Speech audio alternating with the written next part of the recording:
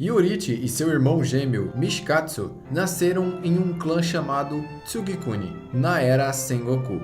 Nessa época, era normal o pensamento de que ter filhos gêmeos era um mau presságio. Então, o pai deles decidiu abandonar um dos gêmeos. Ele decidiu abandonar Yorichi, porque ele tinha uma marca na testa e o seu pai acreditava que aquilo era uma maldição.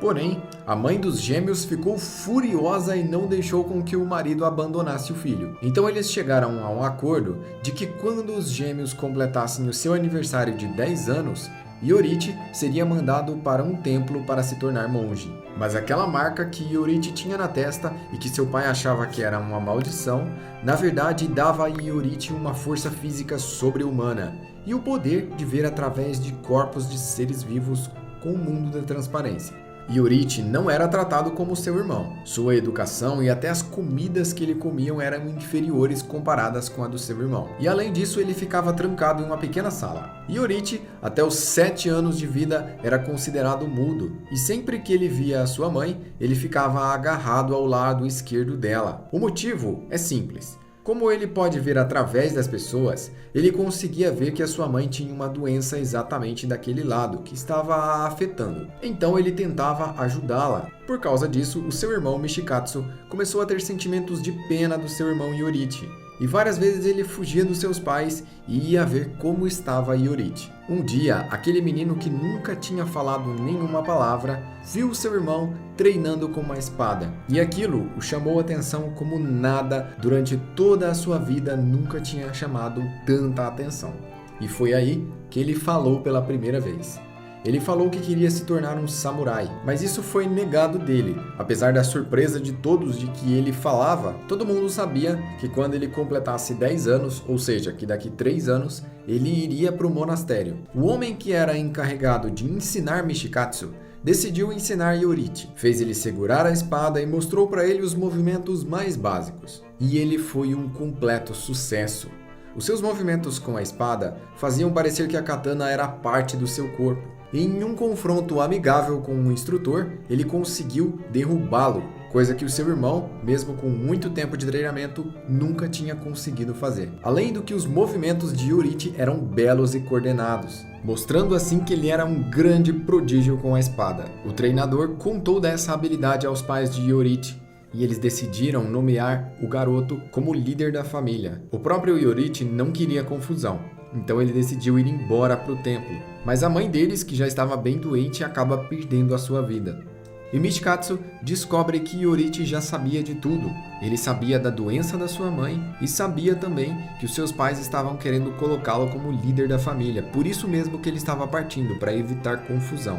Mas foi exatamente confusão que ele despertou.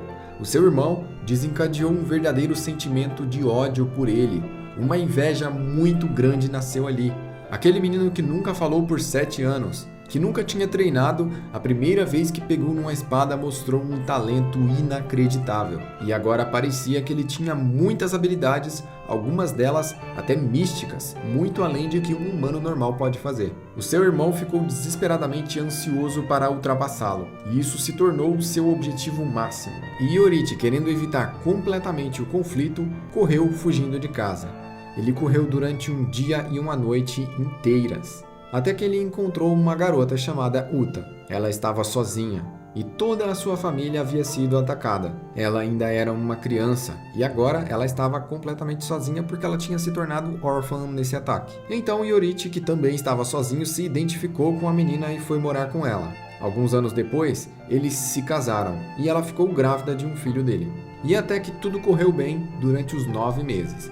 Quando ela finalmente estava para dar à luz, Yorichi saiu para procurar uma parteira. Acontece que enquanto ele foi buscar a parteira, Onis atacaram a casa da sua mulher, e nem o seu filho, nem ela sobreviveram. Ao encontrá-los, uma tristeza profunda tomou conta de seu coração, e ele a abraçou e a segurou durante 10 dias. Naquela época, já existiam caçadores de Onis, porém, a coisa era muito mais difícil naquela época, já que não existiam respirações e a arte com a espada não servia para muita coisa. Ou seja, existiam algumas formas de vencer os Onis, como por exemplo, deixá-los expostos ao sol, mas era muito mais difícil derrotar qualquer tipo de Oni. E foi exatamente um desses bravos caçadores que encontraram Iorite. Ao conhecer os caçadores, Iorite se interessou pela caça em Onis. E ao aprender um pouco mais da arte da espada, ele desenvolveu a respiração do sol. Uma arte onde ele controlaria sua respiração e criaria, com o seu fôlego, a materialização de chamas com o calor do sol. Ela potencializaria todos os seus ataques. E essa foi a primeira de todas as respirações de espadachins. Então ele começou a procurar caçadores de Onis e ensinar para eles técnicas de respiração. Cada um desenvolveu sua própria técnica de respiração de acordo com o que o seu corpo suportava e era adequado para aquela pessoa. E assim, várias respirações foram se derivando da respiração do sol. Então se passaram mais 9 anos. Já havia completado 10 anos que Iorite tinha fugido de casa. Seu irmão, Mishikatsu, já tinha se tornado um samurai. Tinha uma esposa e 2 filhos. Só que a casa de Mishikatsu foi atacada por Onis. E quem os salvou foi Iorite. Novamente, ao ver seu irmão, ele ficou tomado pela inveja e pelo ódio. Ele não aceitava que existisse alguém tão talentoso que saiu do mesmo ventre que ele no mesmo dia. Isso era impossível. Ele não conseguia aceitar o fato do talento nato do seu irmão. E por causa disso, ele abandonou sua família e se tornou caçador de Onis. Agora seu objetivo era alcançar e superar o seu irmão. Mishikatsu desenvolveu a respiração da lua e por muito tempo ele trabalhou como caçador de Onis, exterminando vários Onis. Até que certo dia, Iorite se encontrou com Muzan. Quando ele sentiu a maldade daquele ser, ele automaticamente sacou sua espada e disparou sobre ele violentos golpes com a respiração do sol, que por muito pouco não eliminaram Muzan. Ele conseguiu fugir a tempo. Muzan ficou completamente desesperado, porque ele acreditava muito na sua própria força, e ele nunca chegou a imaginar que existisse um humano tão poderoso.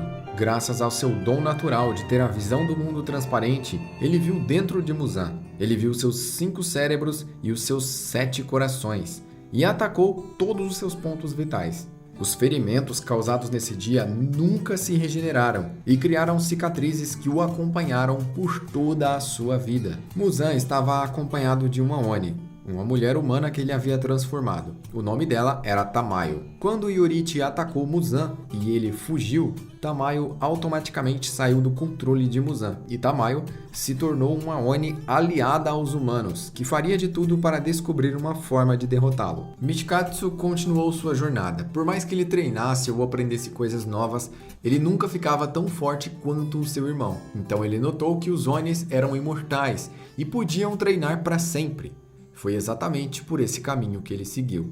Ele se encontrou com Muzan e se transformou em Oni, sendo um caçador capaz de usar as respirações, sendo um caçador extremamente habilidoso e sendo capaz de usar a respiração da lua. Ele se tornou o Oni mais poderoso depois de Muzan, Kokushibo, que ficou conhecido como a Lua Superior 1.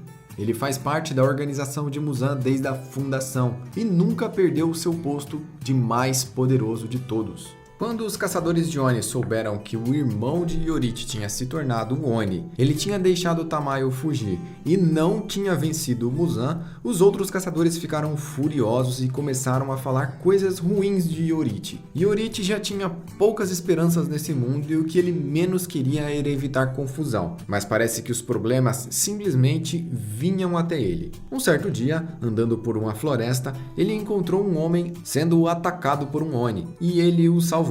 O nome desse homem era Sumiyoshi, e Sumiyoshi era de uma família de carvoeiros. Sua aparência física é muito parecida com a do Tanjiro, e Sumiyoshi pediu para ser treinado por Iorite. Não se sabe se ser carvoeiro ou ser de uma família de carvoeiro influenciou alguma coisa, mas esse homem foi o único que conseguiu usar a respiração do sol após Iorite. Todos os caçadores experientes não conseguiram. O carvoeiro, por algum mistério, conseguiu usar. E além de ensinar para ele toda a respiração do sol, eles decidiram a nomeá-la de outra forma. Ela ficou conhecida como a Dança do Deus do Fogo. Iorite também deu para ele os seus brincos de Hanafuda. E assim, Iorite ficou feliz de ter passado o seu legado adiante. Iorite também saiu da organização de caçadores de Onis, agindo independente sem precisar prestar contas a ninguém. E Sumiyoshi prometeu que passaria o legado de Yorite dentro da sua família,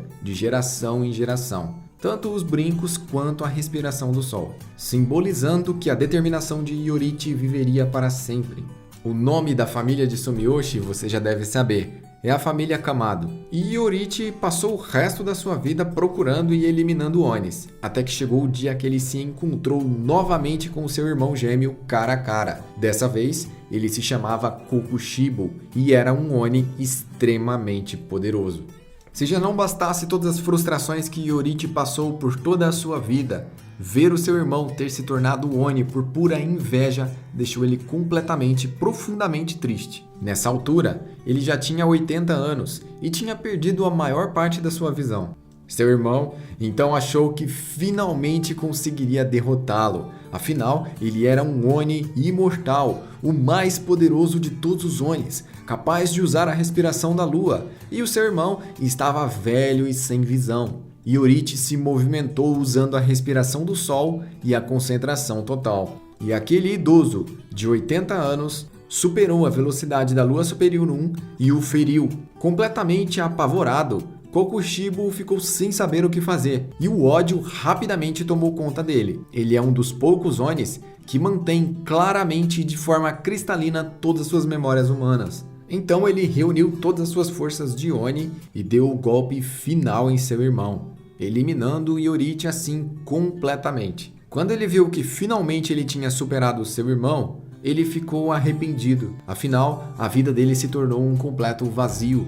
Ele tinha atingido seu objetivo máximo, e como era um objetivo vazio e movido por inveja e sentimentos ruins, ele ficou completamente à deriva. Kokushibo, nem na sua forma humana, nem na sua forma Oni, nunca conseguiu encontrar a felicidade e nunca conseguiu ser alguém realmente realizado. Essa história que você acabou de ver é vista sobre o ângulo de Yorite, mas nós vamos ver agora a história de Kokushibo no seu próprio ângulo de visão. Para isso, eu vou deixar o link aqui no card e nas telas finais para você ver o vídeo na sequência. Confere lá!